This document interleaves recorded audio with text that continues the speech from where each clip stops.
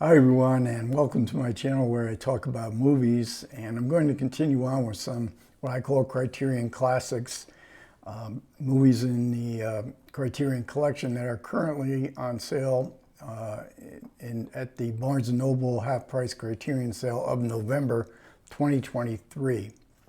So today a double feature from 1946 and from 1964, Ernest Hemingway's The Killers. And it's a very, I read the short story recently, and which I don't think I'd ever read before. And it's really interesting of why Ernest Hemingway is on the title here. So the 1946 version of the film, of Hemingway's story, actually contains the story, the short story, which is only 10 pages long.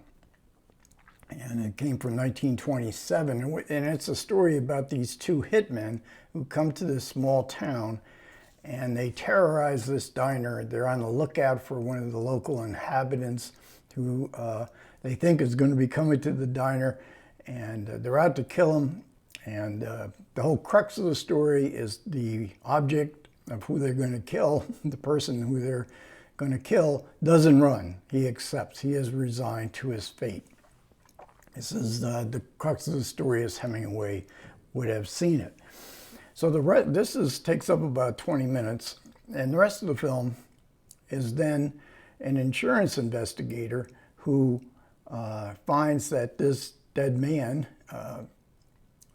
who has been hit in the opening sequences of the film, had a insurance policy leaving it to a maid in a hotel that the victim had stayed in for just a couple of nights. He's intrigued by this. He finds out that it's all involved with a big heist that occurred a few years before of about $250,000 was lost, and none of the perpetrators were caught. $250,000, I looked it up, is worth about $4 million. So this was a big robbery. So this insurance investigator, played by Edmund O'Brien, pieces together who was involved in this crime. And then we see, in flashbacks, we see sort of Citizen Kane-like. We see why this man is resigned to his fate, which really haunts this insurance investigator. The police get involved as well.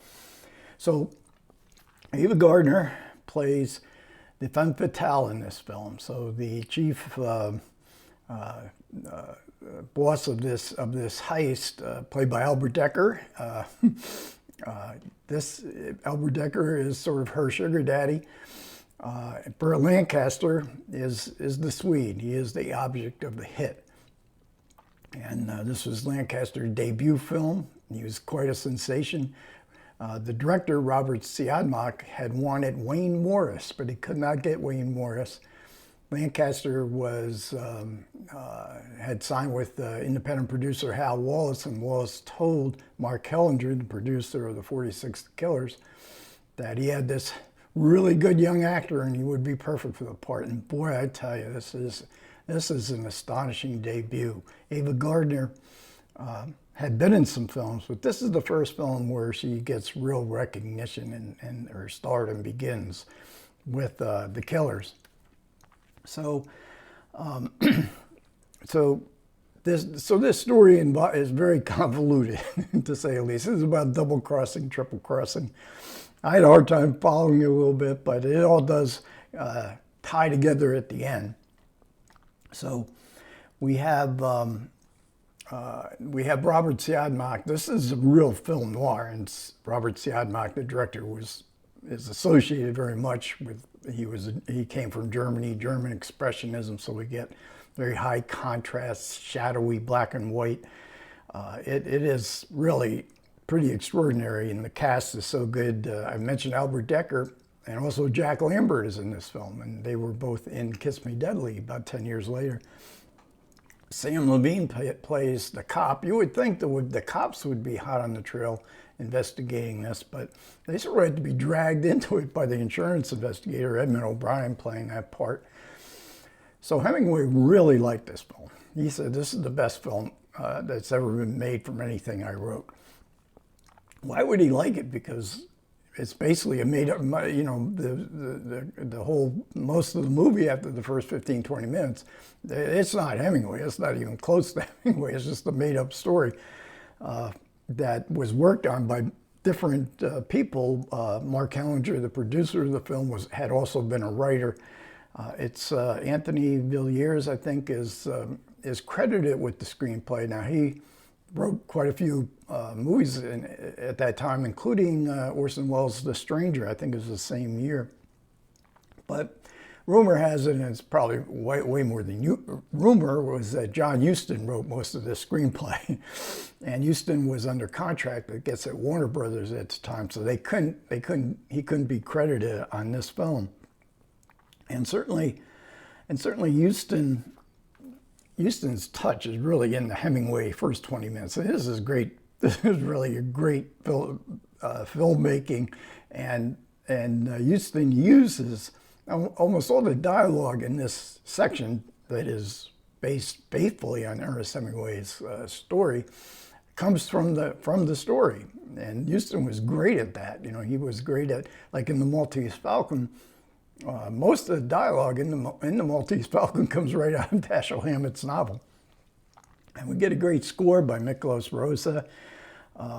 This really is a classic film noir. It did great business. Burt Lancaster, a star. Ava Gardner, a star. Now, when Mark Hellinger went to make this film, he wanted Don Siegel to direct it in 1946. Siegel had been in the business. He was an editor. I think he made montages. He knew the business from the bottom up. He was getting into directing, and Hellinger really liked him and wanted him, but he was working for another studio at the time, so he couldn't get him. Wasn't in the budget to pay another studio for a director, so Siadmak was available, and he did a great job. Now in 1964, The Killers, the remake of The Killers, comes to Don Siegel. This is now at Universal. Lou Wasserman, running a longtime agent, and was now running Universal Studios. And he wanted Siegel to direct the film, and this was going to be, in 1964, the first TV movie, a 2-hour TV movie. And the studios had found that movies on TV and primetime TV worked, ratings-wise. So they wanted to save the money of paying for the purchase price to air these famous Hollywood movies. They'd start making them themselves. But then when NBC was made for NBC, probably Saturday night at the movies, when NBC saw it, they thought the film was way too violent. So it didn't play. It was not the debut TV movie. It eventually does get released theatrically in Europe and in the United States. Did terrific business. Don Siegel, by this time in Europe, especially in France, was highly regarded as a film director.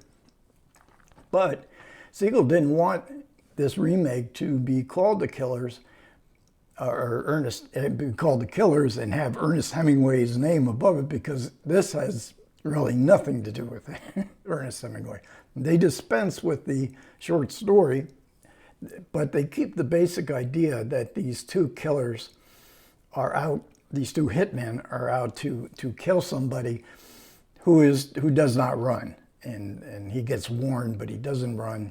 He's resigned to his fate, the crux of the Hemingway story. But instead of coming to a small town, their victim is working in a school for the blind. Now, NBC, thinking this movie was too violent, I mean, this is pretty disturbing from the opening shots where the two hitmen come in and they terrorize a school for the blind. And there's a lot of other violent stuff in this film that for 1964 would be pretty strong. So Lee Marvin and Clu Gulager are the two hitmen. And instead of having an insurance investigation, they investigate it because they think something's up. Why doesn't this guy run? what was he involved in? And they hear rumors of this big $1 million heist. So that's very similar to the story of 1946. But they do all the investigating, and they find all the people involved in that heist because they were overpaid for their hit, and they wondered too, what was this all about? Marvin and Gallagher are just great here. They're opposites. They are sort of Hemingway type characters. The victim, the Burt Lancaster part, is played by John Cassavetes, and the Ava Gardner part is played by Angie Dickinson, who was certainly a hot actress at the time. And then the what was considered at the time the real casting surprise of the movie is they got Ronald Reagan to play the Albert Decker part. He's the bad guy. Reagan was reluctant. This is 1964. He was heavily involved in right-wing politics even then. He was a spokesperson for General Electric. Yeah, and he didn't want to play a bad guy. He never played a bad guy before. He was, considered one of the nicest people, and that niceness came across on the screen. But they got him.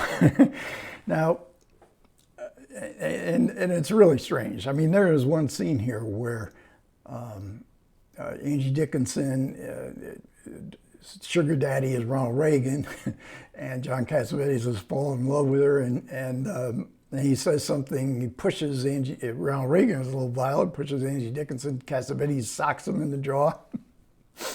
It really seems strange today to see all this go on. As Reagan, this was Reagan's last film. He soon has another role to play as governor of California, and then the greatest role any actor could ever hope for, President of the United States. Now the film suffers. It's got these great performances. Lee Marvin is great in this film. But it has this television look of the 1960s. It's bright. It's so bright. It's unbelievable. Flat. So there's no, there's no film noir look. It's really not even neo-noir because, there's no shadows. There's nothing like that. This is the television style. And really a lot of movies in the 1960s look like this. And it gets a little soap opera-ish at times. We have a score here by Johnny Williams. Now this is the actual John Williams who would go on to fame with the Spielberg movies.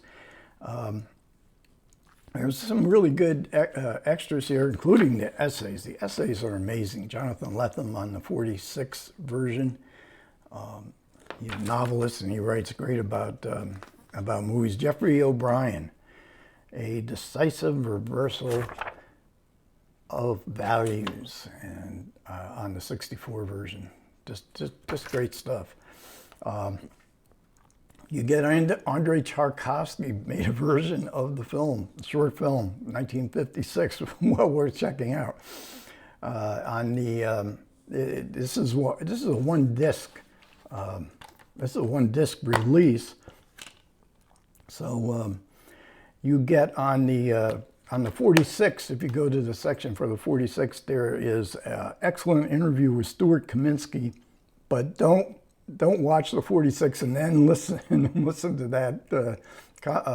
that appreciation, because he talks about both films and I'll show you all the clips from the 1964 version. So watch both versions before you